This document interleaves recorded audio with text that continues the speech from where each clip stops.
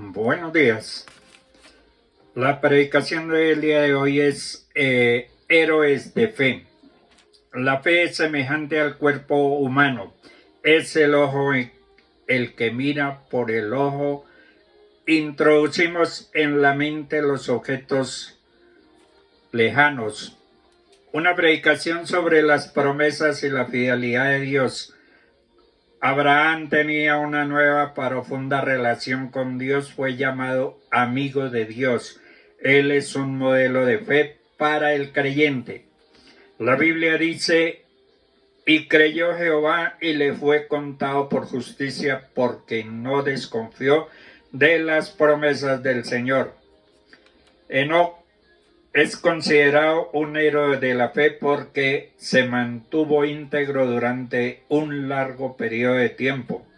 Noé confió en que Dios podría hacer lo imposible y recibió la recompensa de su fe. Caleb, ¿cómo pudo decir Caleb? Dame pues ahora este monte cuando tenía 85 años de edad.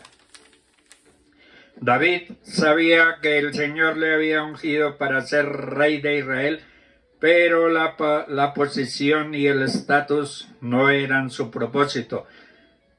Su motivación era ser un hombre de Dios por amor al Señor.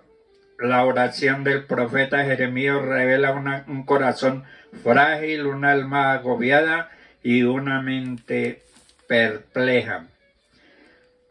Él sabía que la rebeldía exigía castigo, como Dios se lo había dicho. En numerosas ocasiones Jesús llamó a unos hombres comunes y corrientes y les dijo que haría de ellos pescadores de hombres, y así fue. Hay una relación entre el poder de Dios y sus promesas. Nada de lo que Dios promete es fácil de hacer y todos resultan imposibles para el hombre. La victoria que vence al mundo es nuestra fe, porque todo lo que es nacido de Dios vence al mundo, y esta es la victoria que ha vencido al mundo, nuestra fe. Fe es pensar en lo bueno que nos puede suceder. Por la fe cayeron los muros de Jericó. Por la fe Gedeón liberó a los israelitas de los madianitas. Por la fe apagaron fuegos impetuosos, evitaron filo de espadas, sacaron fuerzas de la debilidad. En 2 Corintios 4:18 dice, no mirando nosotros las cosas que se ven, sino las cosas que no se ven, pues las cosas que se ven son temporales, pero las cosas que no se ven son eternas. Debemos mirar las cosas con los ojos de Dios. Esto nos lleva a depender de Él en todas las cosas. Su gracia nos enseña a hacerlo. Tenemos que mirar siempre a Cristo, quien es el autor y consumador de la fe. La fe echa fuera el temor. David no fue guiado por el temor. David no tuvo temor a Goliat. Si tenemos fe, no tendremos temor a los problemas y desafíos. Cuando damos lugar al temor, hemos perdido la batalla. Debemos usar la fe que Dios nos ha dado. Él quiere que sepamos que el Dios que tenemos nos ha dado una vida de victoria aquí en la tierra. Para usar la fe debemos poner en acción la palabra.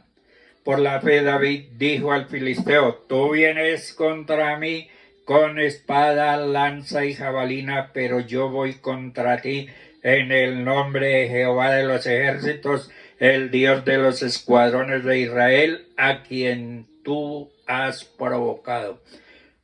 Jehová te entregará hoy en mis manos, yo te venceré y le cortaré la cabeza. Tenemos suficientes armas espirituales que Cristo nos entregó con toda la fe en el Dios Todopoderoso, para que apaguemos fuegos impetuosos, derribemos murallas y fortalezas que se levanten en contra de nuestras vidas. Si confesamos derrota es porque hemos perdido la fe y sin fe es imposible agradar a Dios. Cuando hagamos liberación por enfermedad no debemos tener temor, debemos tener fe sabiendo que Dios nos dio espíritu de amor, poder y de dominio propio. La duda y la incredulidad corta el poder de Dios. Debemos aprender a vivir con fe, pues con esta tenemos que actuar siempre, estar firmes y seguros en el Señor.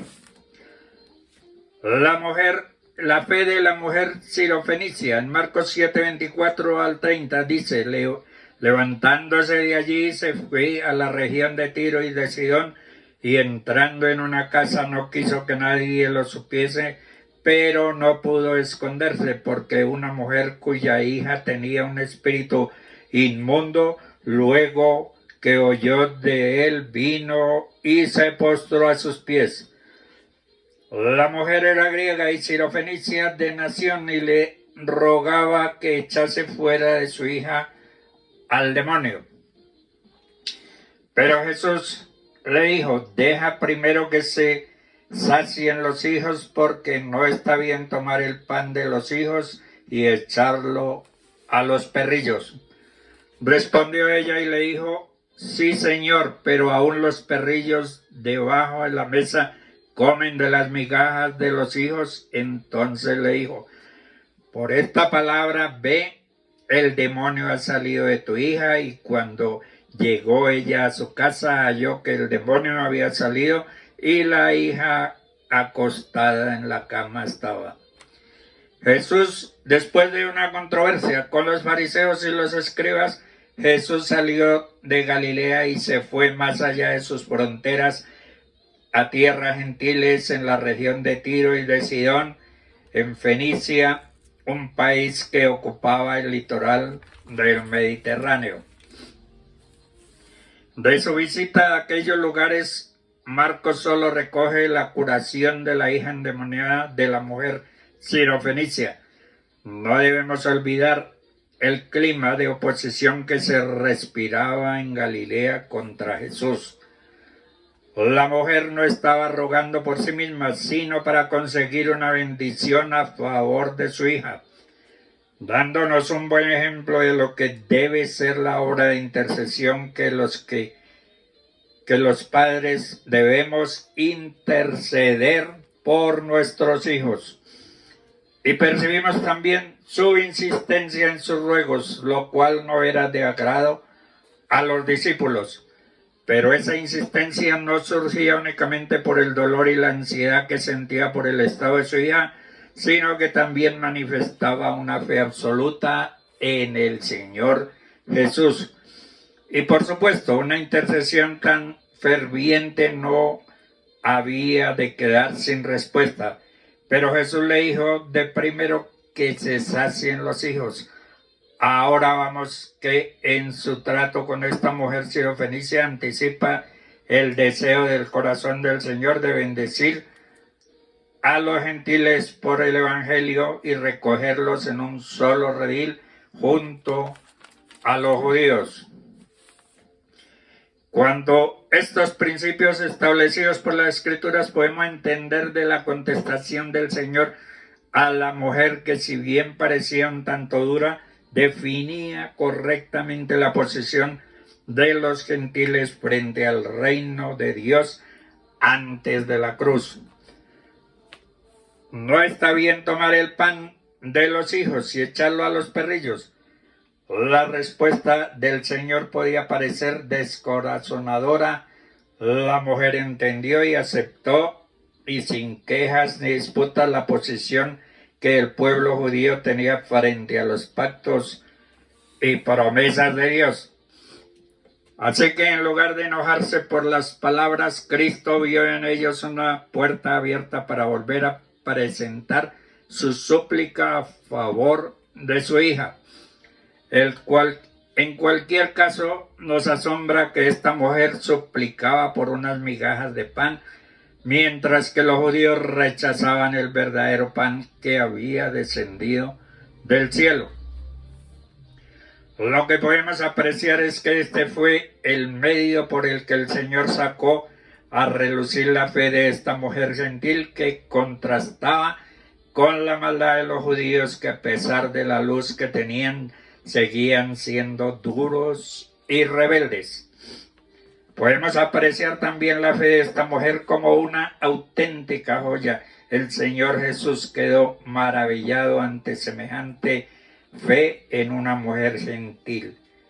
En Mateo 15:28 dice: oh mujer, grande es tu fe. Entonces le dijo: ve, que el demonio ha salido de tu hija.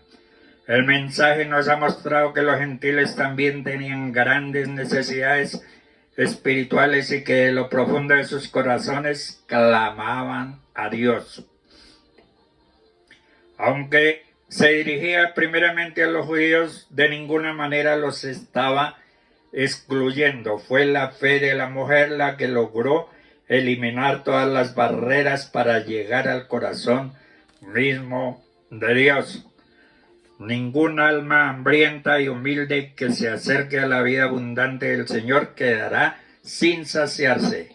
Pero es necesario la fe. El Señor sanó a la niña a distancia por medio de su palabra. Esto sirvió para que la mujer mostrara nuevamente la calidad, su fe, con una plena confianza en la palabra del Señor.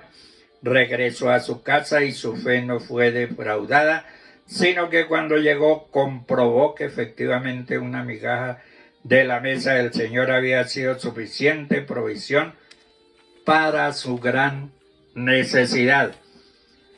Así que si una mujer pagana usó el poco conocimiento que tenía del Señor con tantos resultados, cuánto más se requiere de nosotros que hemos recibido privilegios mucho mayores. Debemos aprender de la mujer sirofenicia la forma decidida de intercesora en donde ningún obstáculo la pudo detener hasta obtener la libertad de su hija. Dios les bendiga.